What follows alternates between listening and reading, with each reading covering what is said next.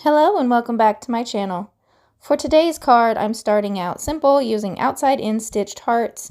I am going to die cut from yellow cardstock. And then I'm going to take this Honeycomb stencil from Fawn. This came from the Hive 5 stamp kit. And I'm going to ink it onto the heart with some sunflower Fawn.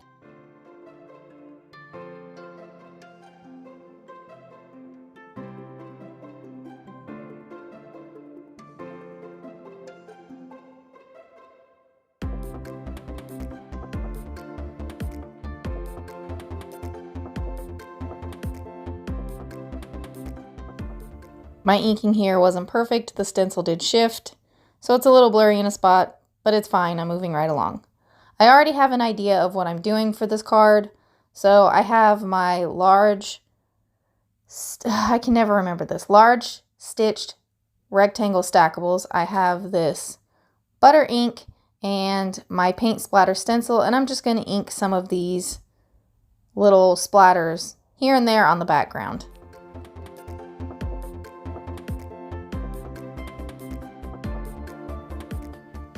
Now I am bringing out this Fawn pearlescent vellum in different colors and the new pop-up bee die set. So I've cut, I want to say this was like the purpley color pearlescent vellum, and I have cut some regular vellum for the outside parts of the wings. And then all the other pieces, they're just die cut from solid color cardstock. This was a pretty quick and easy card to come together. For the heart, I am going to pop it up. I actually just die cut the heart again from some yellow craft foam. Really cheap stuff. You can buy a bunch of it at Walmart.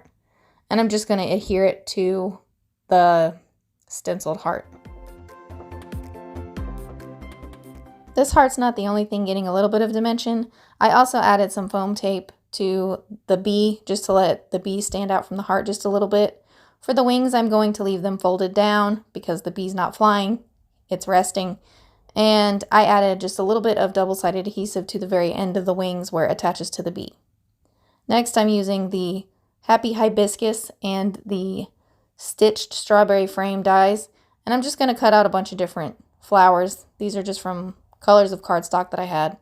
I'm going to give these flowers a little bit of shape by using a ball tool and rolling around in various parts of them. So for these big flowers, I flipped it over so the back side was showing, and I rolled it around the very ends of the petals to make them kind of curl, and then I flipped it over, added some little lines down the center to kind of get them to curve in a different direction, and then I pushed the little ball tool in the center to also get the flowers to be cupped. I did that exact same thing on the small ones. So now that I have all these, I'm going to go ahead and try to place them. I had an idea in my head, and I don't know that it exactly came to life on the card, but I still think it looks fairly cute. And so here, I'm just randomly placing the flowers. I say randomly. I mean, there's some order to it, but I'm not really giving it a lot of thought. I'm just placing them quickly. I know I will overthink it if I take too long, so this worked out best for me.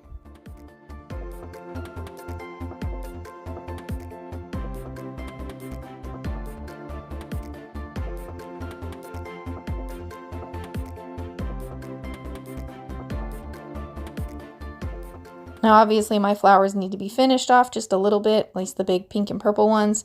So I have this dandelion yellow Nuvo drops, and I'm going to go ahead and add that to the center of each of these flowers. Now off camera I did have to clean the tip of this thing out, and it exploded everywhere. Maybe it wasn't this card, maybe it was a different one, I'm not sure, but I struggled with that anyway. So another thing I did was take a second yellow heart, and this was with that same color. And I have another die set which came from a kit, so I'm not even going to bother listing it. But it was supposed to be drips, obviously. And I thought it would be kind of cute to have those on the very edge of the heart to make it look like the honey is dripping down. So I'm just adhering those flat. Now I did leave this card without a sentiment, so my card is now complete. Thank you all so much for watching. I'll be back with another video soon. Bye!